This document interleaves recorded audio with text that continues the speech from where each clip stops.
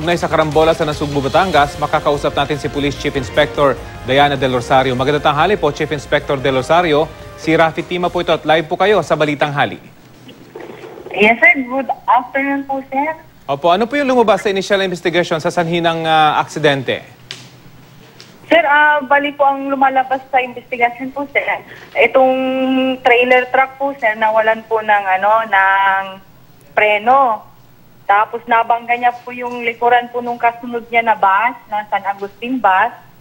And then itong bus naman po, sir, umikot siya, nahagip din niya yung nakaparada na jeep na naghihintay ng mga estudyante na siyang ihahatid niya sana sa Tagaytay.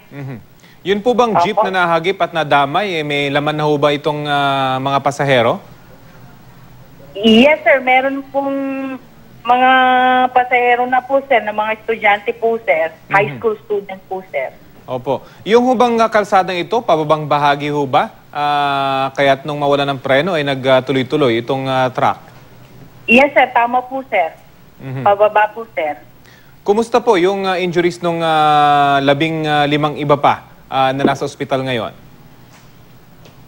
Bali po, sir, meron po tayong isang fatally injured, yung driver po ng trailer. And then may isa po tayo na dead on the spot, yung pahinanti naman po ng trailer. And then we have 10 na under medication po sa hospital po. And then meron na po tayong 2 po na out of danger, umuwi na po sa kanilang bahay po. Linawin ko lamang po, ilan po yung record ninyong nasawi dito sa aksidente? Sir, bali 14 po, sir. Yung namatay po doon sa aksidente, ilan po yung nasa record ninyo? Isa po, sir. Isa lang? Yes, sir. So, meron na bang pagkakakilanlan itong mga nadamay sa aksidente? As of this time po, sir, yung pahinanti po ng trailer, sir, is a certain Arnel. Wala pa po tayong pagkakakilanlan with regard to sa kanyang surname po, sir. Pero yung driver po ng trailer truck, ito po ay si Manuel Siscon po ng Las Piñas City. Opo. So wala po kasi silang mga IDs po na wala po kaming na-recover, kaya hindi pa po namin malaman kung ano po yung identity talaga nitong namatay na pahinanti po ng trailer.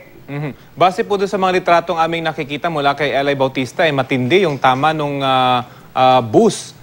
Yung mga sakay po nito, gaano katindi yung mga tinamong mga sugat? As I have said earlier, sir, bali yung iba naman po, sir, yung 10, dun, medyo minor lang naman po yung kanilang mga injuries. We only have isa po na medyo fatal yung kanyang injury po. So, meron na ho bang makakasuhan sa nangyaring aksidenteng ito? Sir, definitely. Yung driver din po ang natin po dito, sir. At yung kanyang negligence din resulting to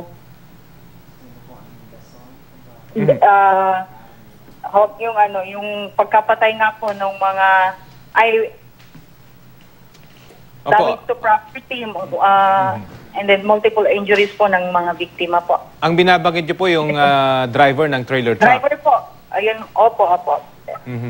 Well, yung mga nakahambalang na sasakyan, na-clear naman na po at maganda na yung daloy ng trapiko dyan sa lugar. Okay naman na po, sir. Smooth na po yung daloy ng ating trapiko po dito po sa Nasugbu po. Pero yung lang po, yung trailer po, sir, hindi pa po natin makuha po, sir, at naka-angkla pa po siya sa isang bahay po doon, sir.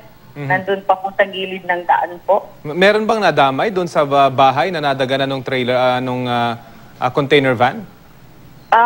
Meron po, sir, yung 2 mag-asawa pa na hagip po nung trailer truck.